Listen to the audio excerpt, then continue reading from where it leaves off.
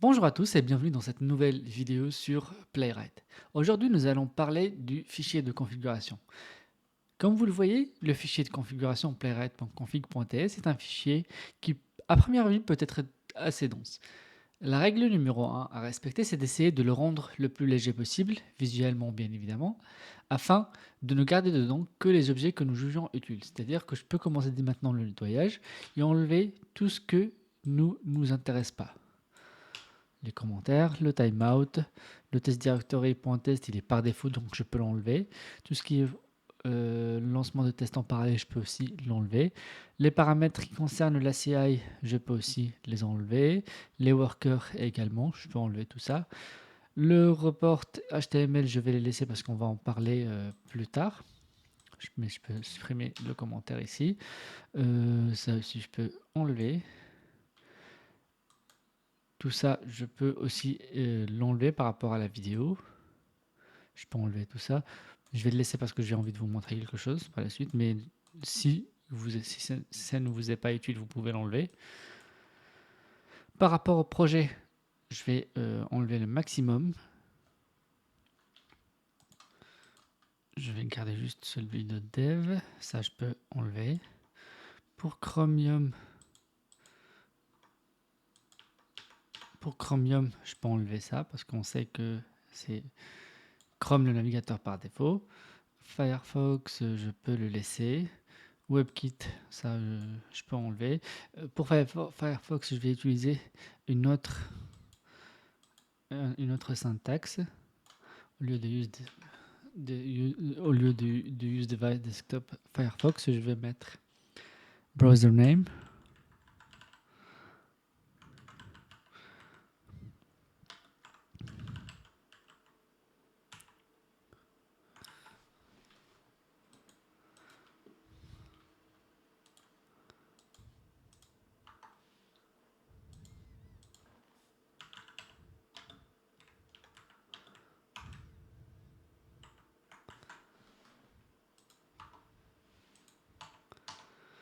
Ça, je peux supprimer parce que c'est des commentaires.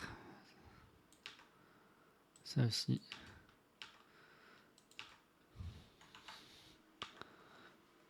Et rien qu'enlevant tout ça, on voit bien que notre fichier de configuration il est bien plus léger qu'en comparaison avec le début.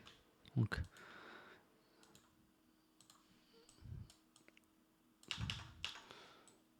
pour plus de lisibilité, j'enlève tout ce qui est commentaires.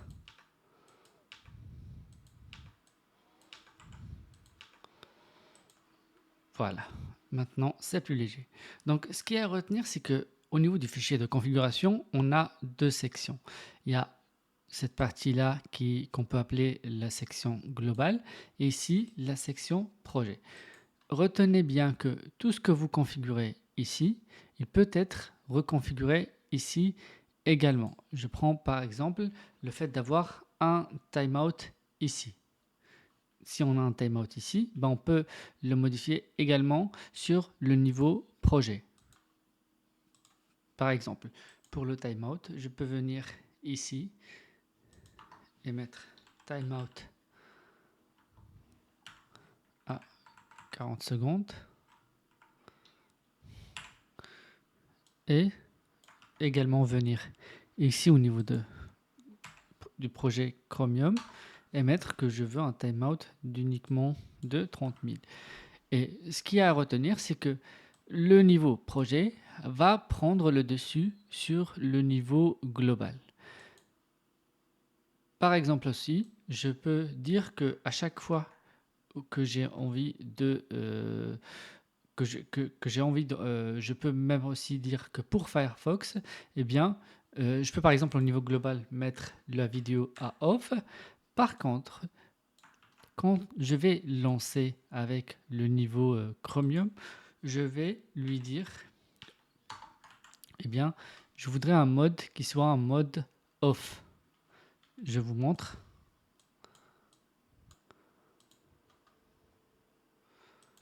Pardon, j'ai envie de dire, j'ai envie un mode qui soit on. J'ai pas tout recopié.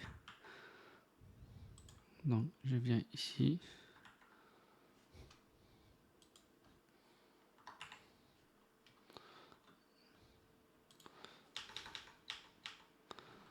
Voilà, comme ça c'est plus lisible. Je peux dire que maintenant, au niveau global, si vous arrivez à voir, c'est en mode off, pas de vidéo. Par contre, il suffit que je vienne ici au niveau de Firefox et je le mets le mode on.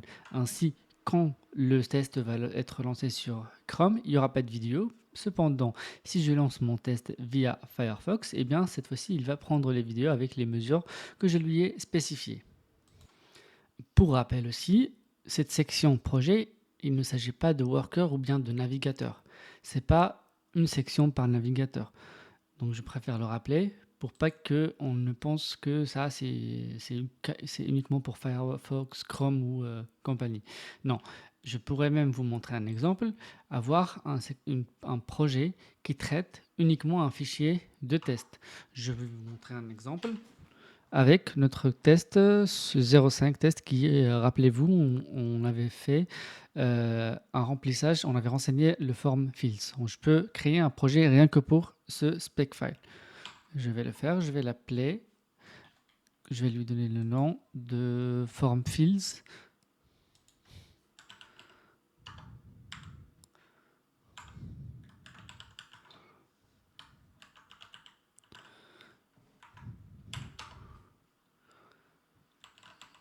Là, je vais lui donner la spec qui le concerne.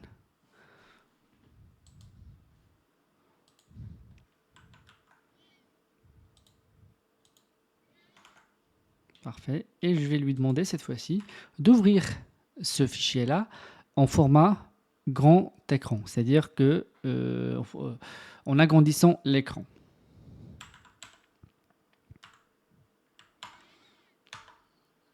Au lieu de size, la dernière fois qui contrôle la résolution de la vidéo, là, ça va être viewport. Et le width, on va lui donner 1920.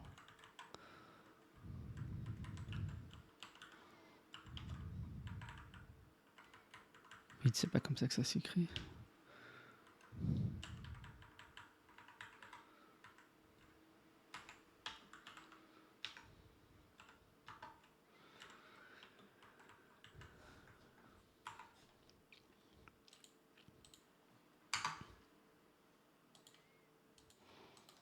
Voilà, ainsi on va le lancer.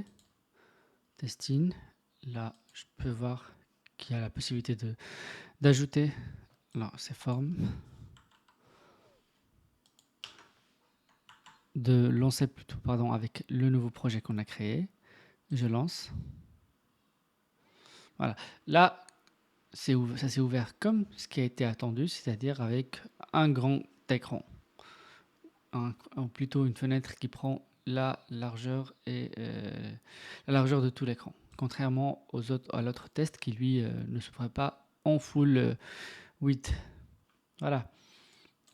Si vous souhaitez avoir plus d'informations sur le fichier de configuration, vous pouvez aller sur la documentation de Playwright Test, Test Configuration. Et ainsi, vous allez retrouver l'ensemble des éléments qui concernent cette partie dans Playwright. Vous trouverez plein d'options qu'on a supprimées parce qu'on n'en avait pas besoin. Je vous invite à aller jeter un coup d'œil.